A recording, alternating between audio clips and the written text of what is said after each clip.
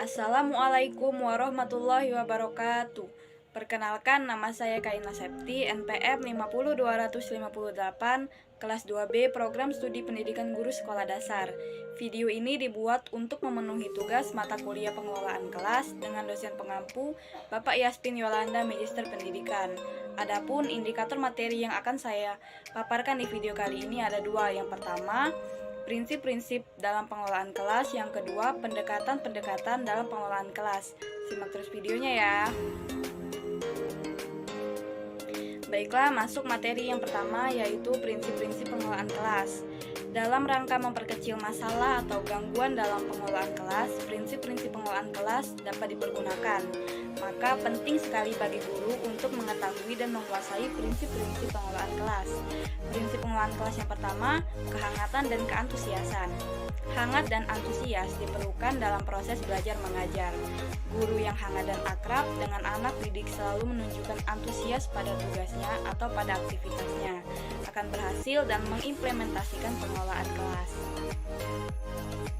Yang kedua, tantangan. Penggunaan kata-kata, tindakan, cara kerja, atau bahan-bahan yang menantang akan meningkatkan gairah anak didik untuk belajar, sehingga mengurangi kemungkinan munculnya tingkah laku yang menyimpang, serta dapat menarik perhatian anak didik dan dapat mengendalikan gairah belajar mereka. Yang keempat, keluasan. Keluasan tingkah laku untuk mengubah strategi mengajar dapat mencegah kemungkinan munculnya gangguan pada anak didik, serta menciptakan iklim belajar mengajar yang efektif. Yang kelima, penekanan pada hal-hal yang positif.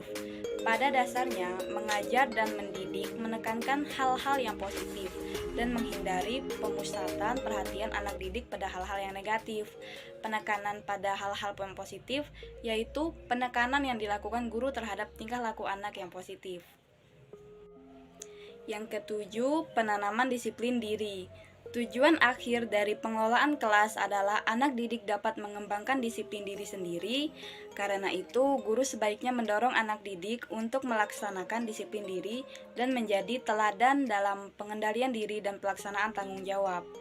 Contoh kecil dari penanaman disiplin diri yaitu datang ke sekolah tepat waktu, mengikuti upacara bendera, dan belajar dengan semangat di sekolah.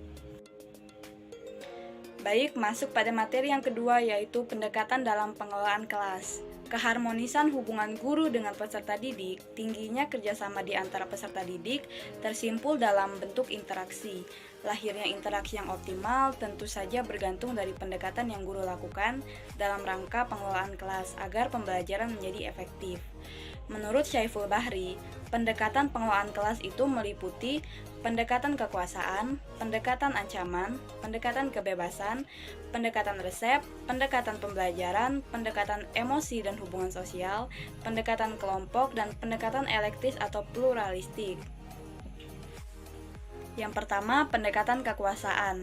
Pengelolaan kelas diartikan sebagai suatu proses untuk mengontrol tingkah laku peserta didik.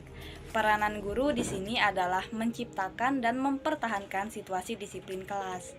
Kedisiplinan adalah kekuatan yang menuntut kepada peserta didik untuk mentaatinya. Di dalamnya ada kekuasaan dalam norma yang mengikat untuk ditaati anggota kelas. Melalui kekuasaan dalam bentuk norma itulah guru mendekatinya. Di dalam kegiatan pembelajaran, faktor kedisiplinan adalah kekuatan utama untuk menciptakan suasana belajar yang kondusif. Karena itu, guru perlu menekankan pentingnya peserta didik untuk menaati peraturan yang telah dibuat sebelumnya. Yang kedua, pendekatan ancaman. Dari pendekatan ancaman atau intimidasi ini, pengelolaan kelas juga sebagai suatu proses untuk mengontrol tingkah laku peserta didik. Tetapi dalam mengontrol tingkah laku peserta didik dilakukan dengan cara memberikan ancaman, misalnya melarang, memaksa, ejekan, dan sindiran. Ancaman di sini sepatutnya tidak dilakukan sesering mungkin dan hanya ditetapkan manakala kondisi kelas sudah benar-benar tidak bisa dikendalikan.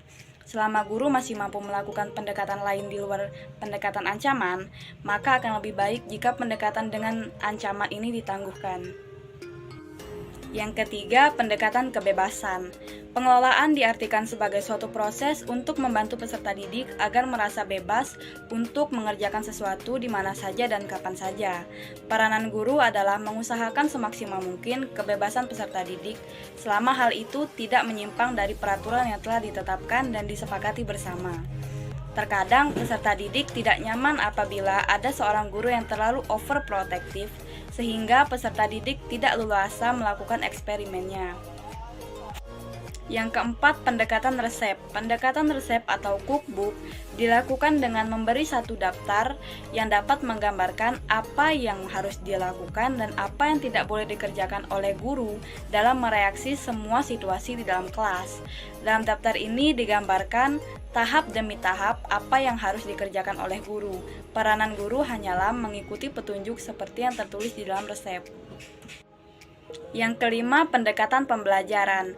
Pendekatan ini didasarkan atas suatu anggapan bahwa dalam suatu perencanaan dan pelaksanaan pembelajaran akan dapat mencegah munculnya masalah tingkah laku peserta didik dan memecahkan masalah itu bila tidak bisa dicegah.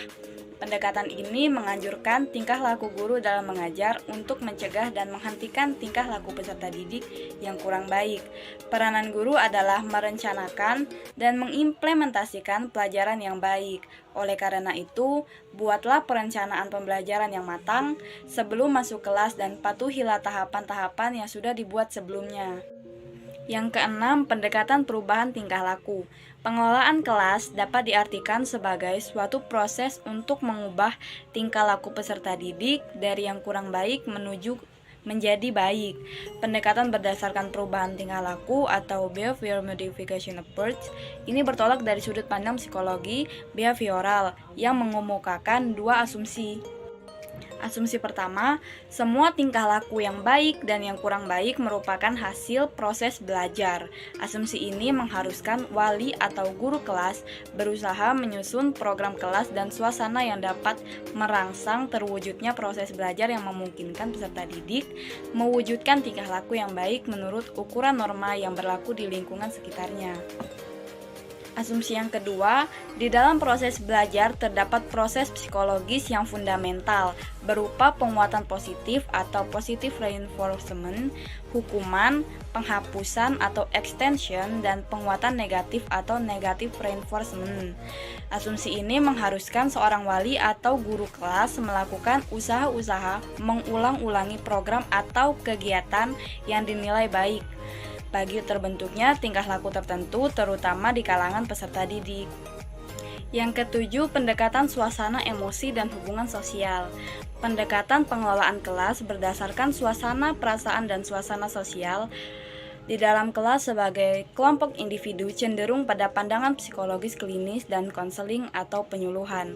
Menurut pendekatan ini, pengelolaan kelas merupakan suatu proses menciptakan iklim atau suasana emosional dan hubungan sosial yang positif di dalam kelas.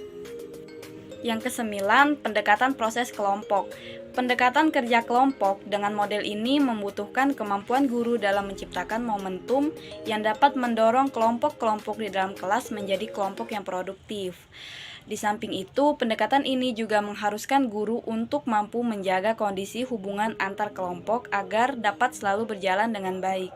Yang ke-10, pendekatan elektis atau pluralistik. Pendekatan elektis menekankan pada potensialitas, kreativitas, dan inisiatif wali ataupun guru dalam memilih berbagai pendekatan.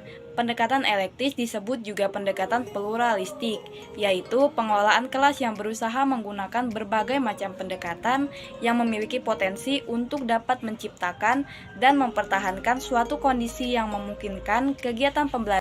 Nah, dari beberapa pendekatan yang saya uraikan tadi, guru bebas memilih dan menggabungkan berbagai pendekatan sesuai dengan kemampuannya untuk menumbuhkan kegiatan pembelajaran yang efektif. Pendekatan pembelajaran digunakan sesuai dengan tujuan pembelajaran yang telah ditentukan. Begitulah penjelasan dari saya ucapkan terima kasih telah menonton dan saya ucapkan permohonan maaf apabila ada kekurangan. Kepada Allah saya mohon ampun.